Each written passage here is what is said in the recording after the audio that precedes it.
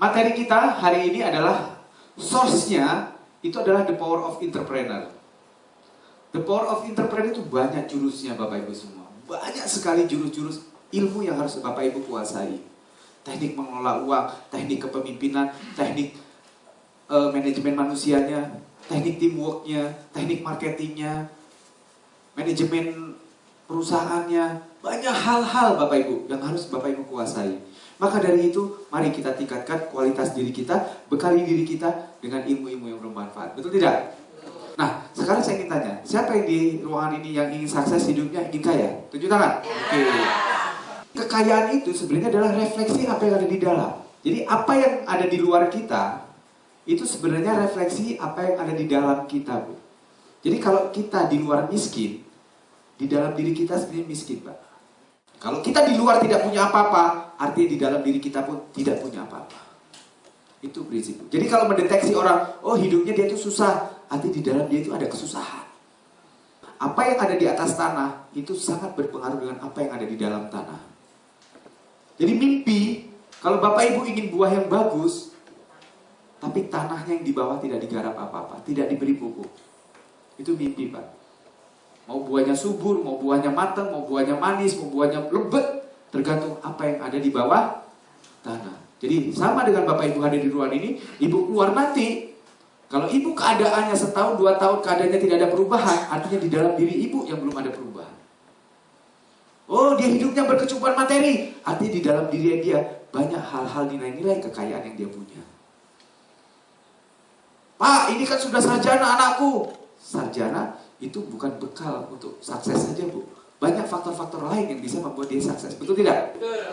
Saya ingin tanya Bapak Ibu. Kalau Bapak Ibu punya uang, terima duit dari Bapak gaji setiap bulan. Atau Bapak punya duit setiap bulan bekerja. Betul nggak?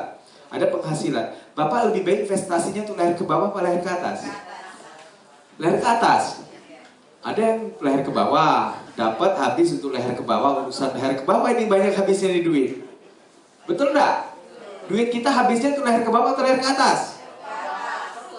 Hah? Coba, Ibu habisnya duit setiap bulan untuk urusan leher ke bawah atau leher ke atas? Ya?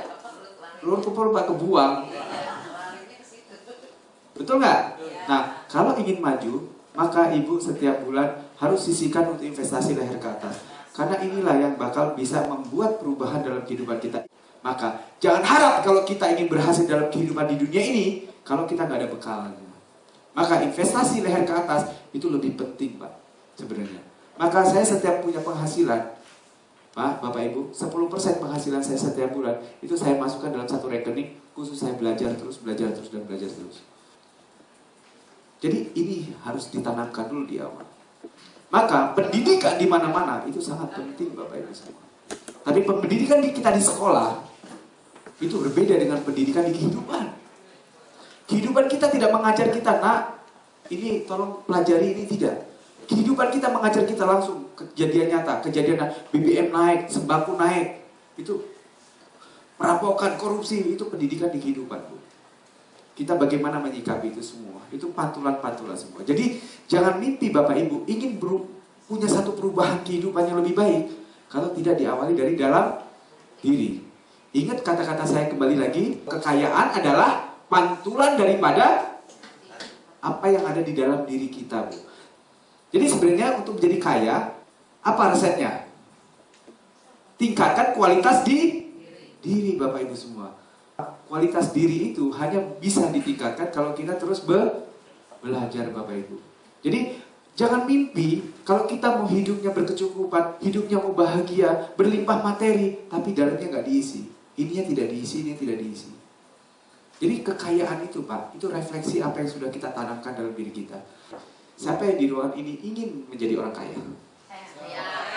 Semua ingin, ya kan? Bapak nggak ngangkat? Nggak mau? Lu nggak ngangkat kan? Nanti tak aminin, Pak, ini amin. Siapa yang jadi ingin orang kaya? Oke. Permasalahannya banyak orang ingin, tapi kok nggak kaya-kaya, ya kan? Tapi ada juga, Pak, orang yang ingin, tapi dia bisa berubah menjadi kaya. Permasalahannya, perbedaannya ada di mana? Ya? Ada? Perbedaannya ada di mana? Perbedaan ada di mana? Kemauan, semangat, apa? Miskin? Orang miskin berusaha juga, Bu, sama-sama berusaha. Sama-sama orang kaya punya usaha. Orang miskin juga usaha dari pagi. Justru orang miskin, Bu, itu kerjanya lebih keras daripada orang kaya loh. Serius. Pagi sudah berangkat kantor, Bu, sudah berangkat kerja, pulang-pulang anak istri udah tidur lagi tuh. Loh, orang kaya justru, Pak, kerjanya nggak ada, Pak. Iya, justru orang yang miskin, Pak, orang yang tidak kaya itu kerjanya lebih keras, Pak. Orang kelas menengah sama orang miskin itu kerjanya lebih keras, lebih capek. Kenapa?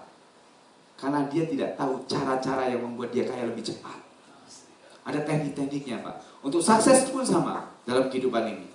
Jadi, yang membedakan ada orang ingin kaya dan ada orang ingin kaya betul-betul bisa kaya.